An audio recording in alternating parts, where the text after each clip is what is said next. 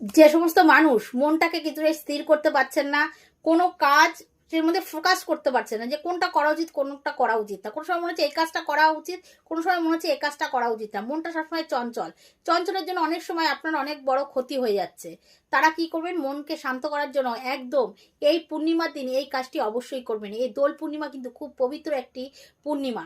এই পূর্ণিমার দিন গ্রহণ লাগার আগে, মানে যখন গ্রহণ লাগছে দুপুরবেলা আর গ্রহণ ছেড়ে যাচ্ছে সন্ধ্যাবেলা 6টা 40 মিনিটে, এই 6টা 40 মিনিটের পরে যখন চাঁদকে দেখা যাবে, তখন কিন্তু আপনারা কি করবেন, যে ব্যক্তির মন অশান্ত সেই পূর্ণিমার চাঁদকে দর্শন করবেন, সেই চাঁদের তলায় খোলা আকাশে দাঁড়িয়ে সে চাঁদ দর্শন করবেন, যতক্ষণ সম্ভব সেই চাঁদের দিকে তাকিয়ে থাকবেন।